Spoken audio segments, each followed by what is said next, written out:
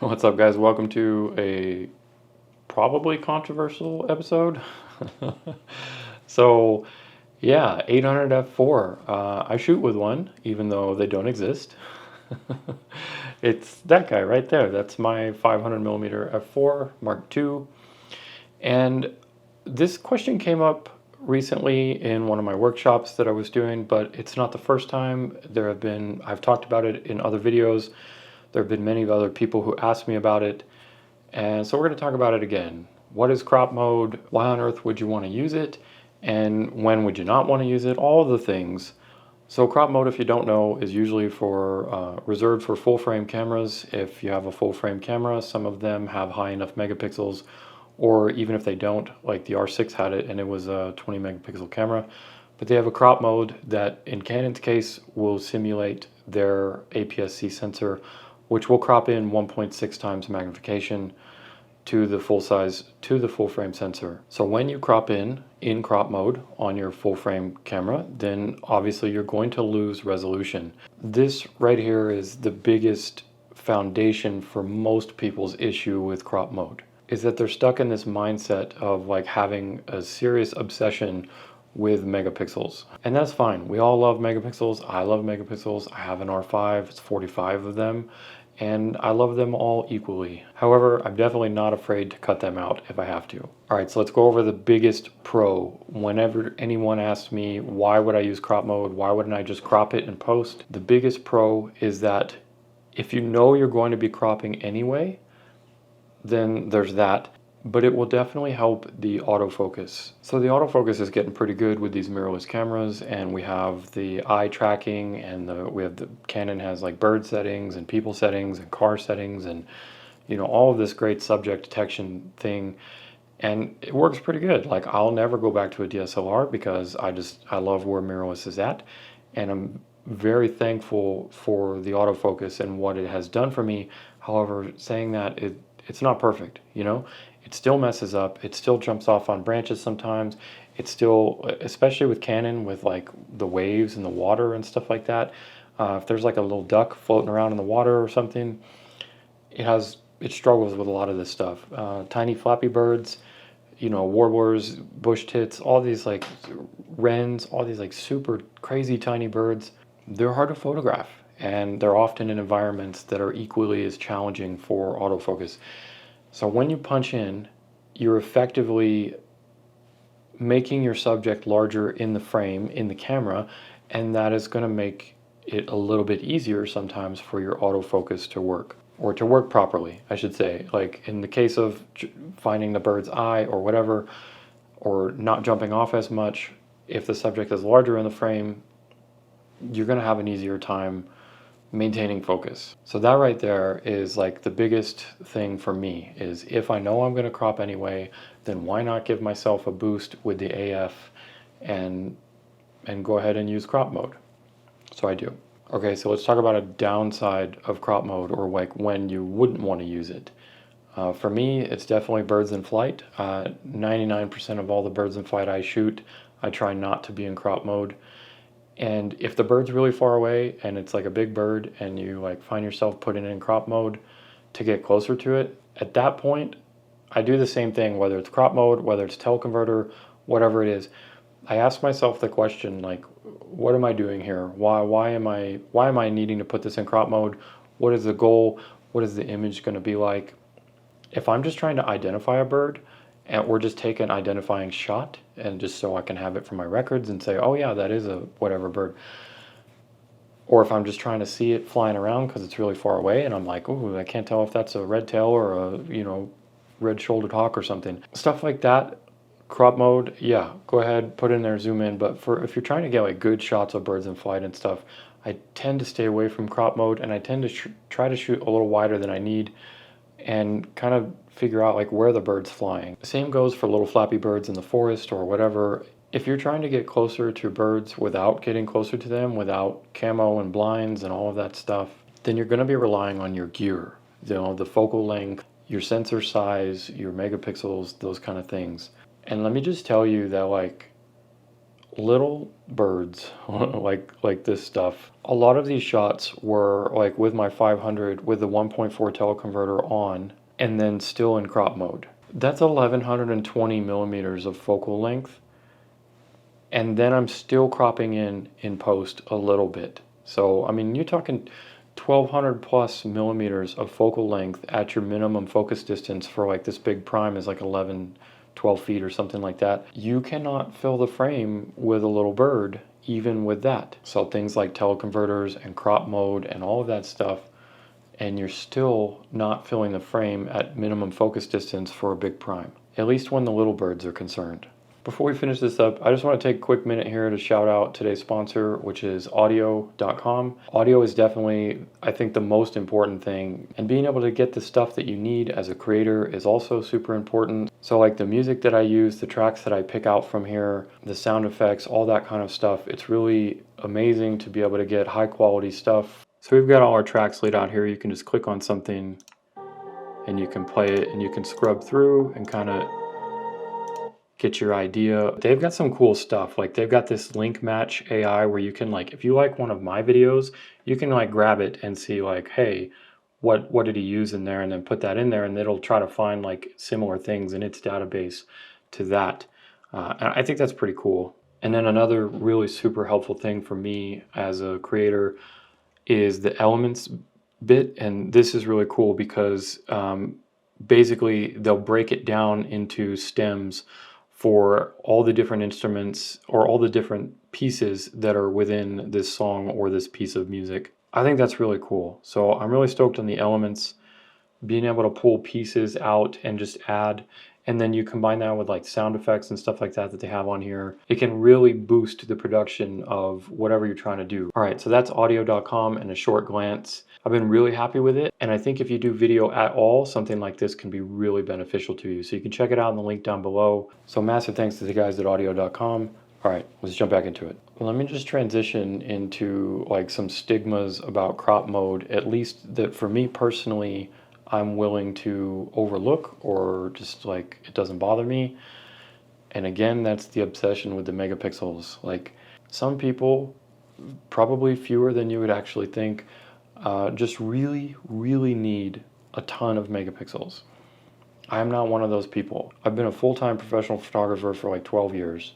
I have never, ever once in 12 years of shooting weddings and portraits and commercial, extreme sports, music events, landscape, wildlife, everything that I've ever done, I've never had anyone once, paying client, question the megapixels of my image or saying you should have shot it with this or you should have done better or whatever. And I realize that that's anecdotal, and I realize that that's not good science. But I'm okay with that because I really feel like in most situations that's probably, you can extrapolate that anecdotal evidence and say this is probably true for a lot of other people's situations as well. All I'm trying to say here is I love megapixels, but I'm not afraid to crop, and you shouldn't be either. Like, I'll give you my rule. So my personal rule for cropping is I will crop to 2160 pixels on the vertical edge. Whether it's a landscape or a vertical image, 2160 on the long edge. That will give me 100% display on a 4K monitor, whether it's a computer monitor or a TV screen or whatever. If it's displaying 4K, it will display my image at 100% on the height. So I'll tell you something, with the R5, which is a 45 megapixel, and you put it in crop mode, which is a 1.6 times, so you do the math on there, it's like 18, 19 megapixel is what you have left over. So with that 18 megapixel image, I still have well over, on the long edge, I still have well over 2160 pixels. Enough that I can still crop in, even on that image, until I hit 2160, if I need to crop that much, which sometimes I do. Or at least I feel like I do for the shot that I want. That's also subjective. I know that rule won't work for everybody in everybody's case, but that's the general rule that I use for 99% of my images. Almost anything you've ever seen from me, that's how I do it. That's how my images are displayed on my website. That's how they're displayed on social media. That's how I send them to most clients. And I usually label that as, like, I usually tag the moniker SM after an image that I've cropped like that to denote it's the small version. And then I'll usually just undo the crop. This is the last thing I do is the crop.